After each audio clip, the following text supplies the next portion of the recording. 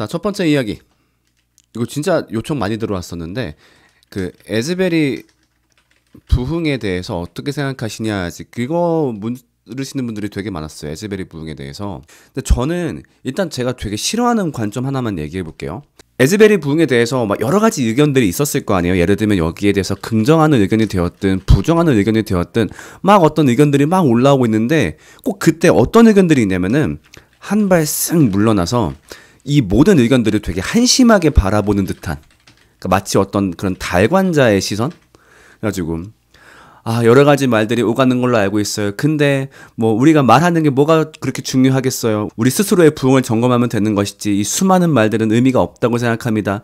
이런 식으로 한 발 빠지면서 얘기하는 분들이 있는데, 저는 그런 태도가 전 되게 안 좋다고 생각을 해요.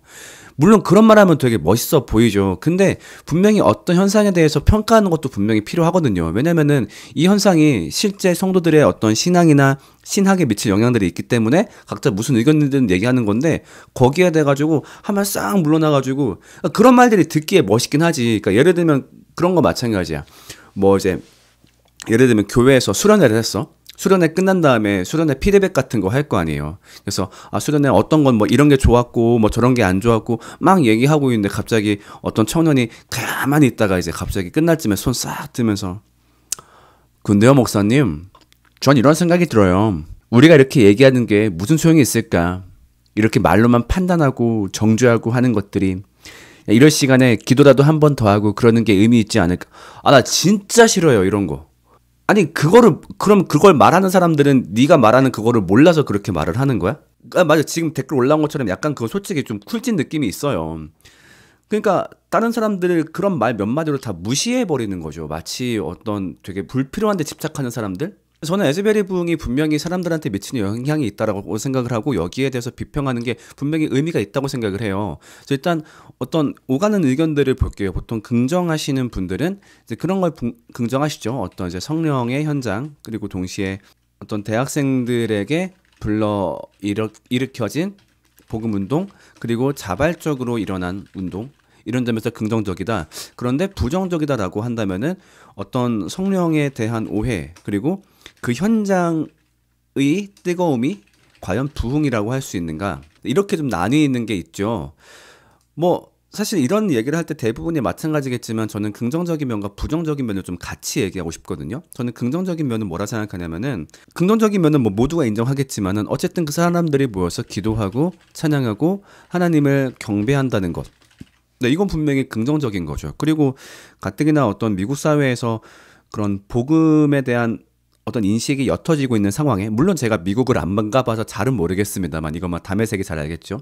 근데 그런 상황에서 학생들 중심의 어떤 그런 운동이 일어났다라는 건 굉장히 저도 좋다고 봐요. 근데 아까 말했듯이 아쉬운 건 그거죠. 마치 그 현장의 뜨거움이 어떤 특별한 의미를 지니는 것 마냥, 그러니까 약간 그 자리에 성령이 떨어졌어. 그래서 지금 여기가 부흥의 현장이야. 그래서 막 거기를 구경 가려고 하고, 이 자리가 지금 계속 유지되어야 되고, 약간 그런 관점이 있어요. 그러니까 약간 뭐가 있냐면은 좀 신비주의 관점으로 이거를 바라보시는 분들이 좀 있어요. 그래가지고 여기가 지금 부흥의 현장이고, 그래서 지금 이 부흥의 불씨를 꺼트리면 안 되고 막 그렇게 보는 관점이 있단 말이죠. 근데 사실 어떤 그런 현장은 분명히 의미가 있죠. 어떤 의미냐?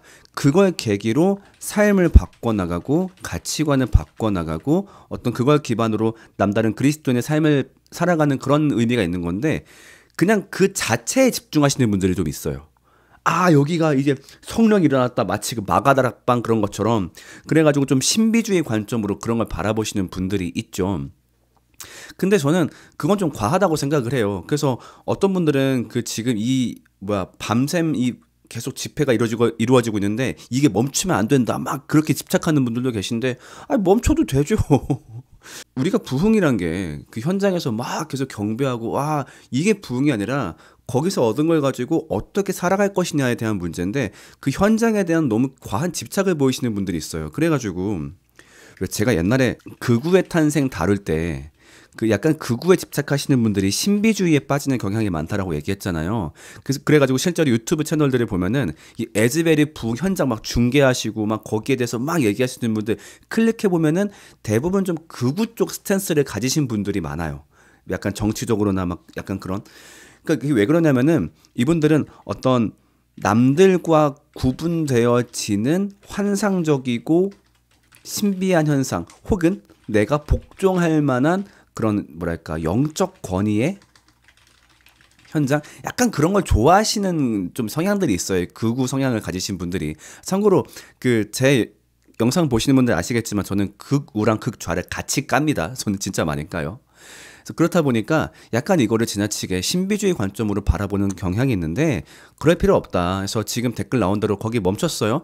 그리고 멈추는 계기가 된 설교가 있다고 들었었는데 그 얘기가 되게 멋있었던 걸로 기억하거든요. 아까 제가 했던 얘기랑 비슷한 걸로 알고 있어요. 결국 부흥이라는 거는 우리가 삶에서 이어가면 되는 것이고 이거는 멈춰도 괜찮다.